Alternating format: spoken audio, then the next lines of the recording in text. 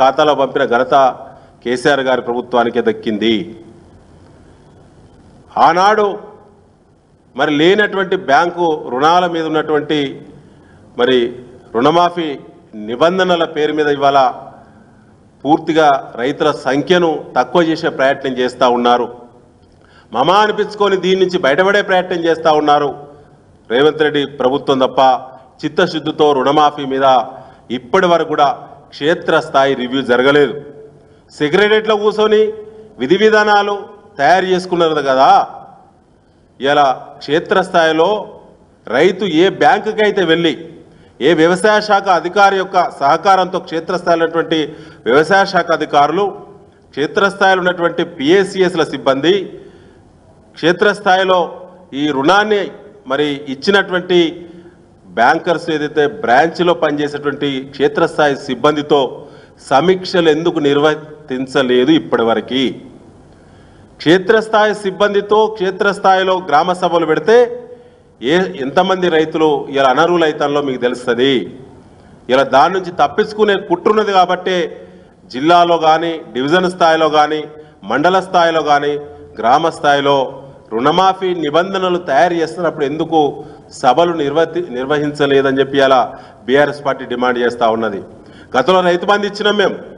రైతు బంధును రైతు భరోసా పేరు మీద గోల్మాల్ చేసి ఎక్కువ డబ్బులు ఇస్తామని చెప్పి 7,500 రూపాయలు ఇస్తాం 5,000 బదులని చెప్పి ఇలా మీరు మరి జిల్లాలలో మీ మంత్రులు చాపర్లు వేసుకొని విహారయాత్రల రూపంలో తిరిగిండ్రు కదా.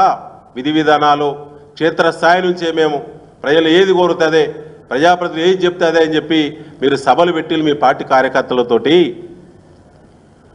ఎగ్గొట్టడానికో రైతు భరోసా ఎగ్గొట్టడానికో పర్యటనలు పెట్టిండ్రు. ఇలా రుణమాఫీ చేయడానికి సంబంధించి గ్రామ స్థాయిలో మీ మంత్రుల బృందమో సబ్ కమిటో ఎందుకు వేయలేదు, ఎందుకు పర్యటన చేయలేదు? క్షేత్రస్థాయిలో ఉన్నటువంటి బ్రాంచ్ మేనేజర్ల స్థాయి నుంచి మీరు రుణం తీసుకున్నటువంటి అర్హుల జాబితాను బ్రాంచ్ల వారిగా ఎందుకు తీసుకోలేదు? కేవలం ఎస్ఎల్బీసీలో ఉన్నటువంటి లెక్కలను మీరు కుళ్ళుగుత్తాగా తీసుకొని మీ ఇష్టమైన నిబంధనలు మరి దానిపైన పెట్టి క్షేత్రస్థాయిలో ఎంతమంది అనర్హులైతారో కూడా మరి తెలుసుకోకుండానే మీరు ఇవన్నీ ఎగ్గొట్టే ప్రయత్నం చేస్తూ ఉన్నారని చెప్పి ఇలా బీఆర్ఎస్ పార్టీ భావిస్తూ ఉన్నది. ముఖ్యంగా మిత్రులారా, ఇందులో ల్యాండ్ లోన్ తీసుకున్నప్పుడు ల్యాండ్ ఉన్నది. 6 నెలల కిందనో సంవత్సరం కిందనో బిడ్డ పెళ్ళి ఉంటేనో అప్పుల పాలైతేనో భూమి అమ్ముకుంటే ఆ రైతుకు రుణమాఫీ వర్తించదట. ఇలా రైతు తీసుకున్నది ఆ ల్యాండ్ మీదనే. ఆ రైతు తీసుకున్నది రుణం పంట రుణము, వ్యవసాయ రుణం తీసుకున్నాడు. ఇలా బ్యాంకర్స్కు లేని నిబంధనలు, అప్పిచ్చే బ్యాంకర్స్కు లేనటువంటి నిబంధనలు ప్రభుత్వానికి ఎందుకు, ప్రభుత్వం ఎందుకు విధించాలి నిబంధనలు?